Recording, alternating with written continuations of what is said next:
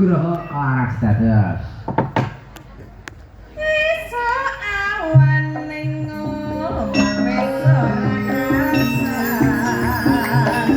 Keluyuran angglik sing tak sayang.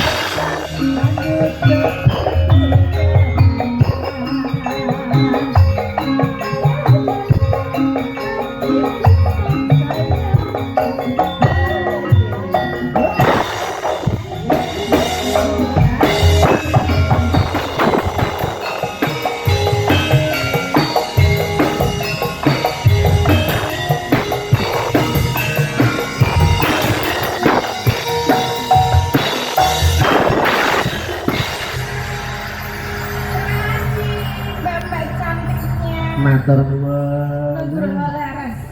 Dian Mbak Neha karo Mbak Tesa. Mbak Tesa. Tadi Pak Senton ngersakne lagu apa Mbak Tati? Gubuk asmara Mas. Gubuk asmara.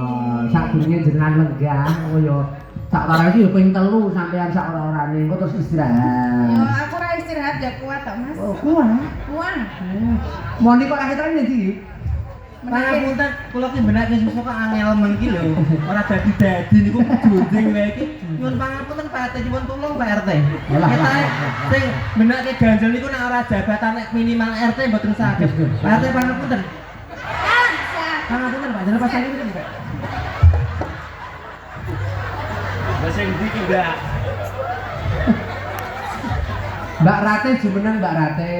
Ya. Bon cantik lagi sekarang. Alah Jan, metame jabang bayi Jan.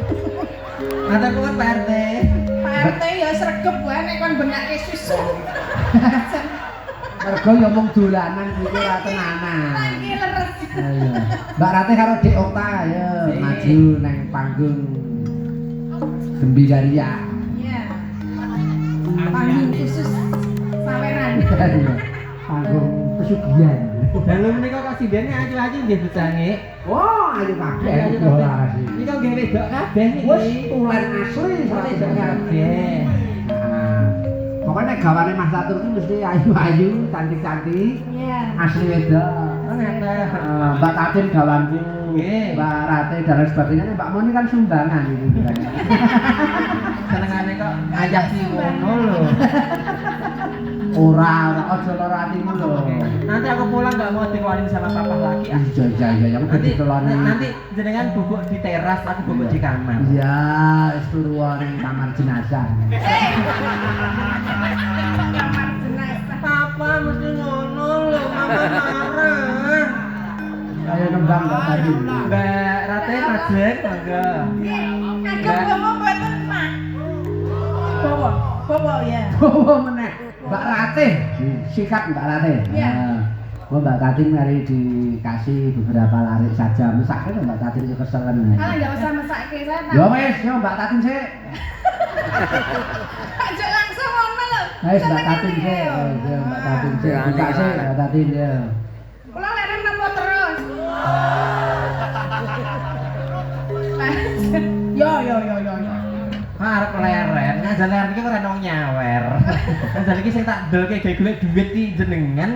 Ora ya jenengan kuwi sing jalu-jalu. Yang pawakan ngemis kan Monica. Yo, bawa Mbak Tati.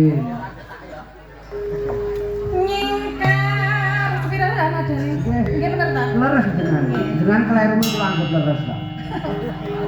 Soalnya jauh, kita jauhan sama Pak Ade selamat. Enggak apa-apa, ada yang tetap selamat. Nek kupingnya tidak tengen, Tenang. tengen. Ya. Nyingkar, nyingkur.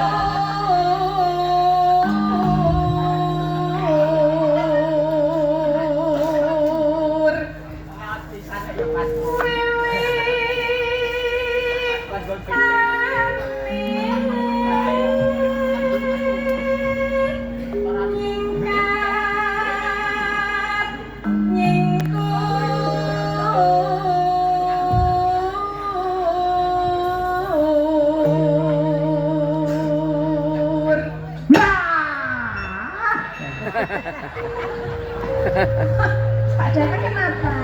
Enak orang-orang Rebu Jarik Mbak Tati. Nah, rebut ketemu kancane. Yo terus ki Mbak Rate, Mbak Rate.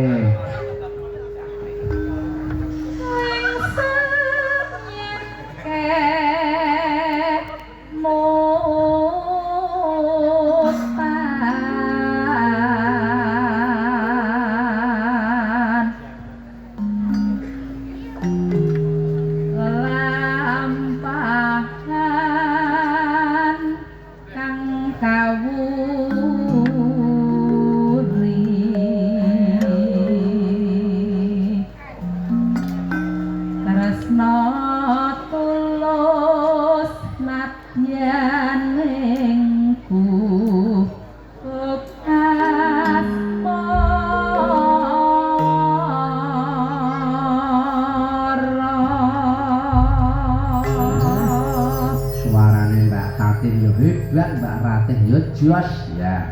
Dik Okta ya ora kalah. Yo Dik Okta sing buka celuk.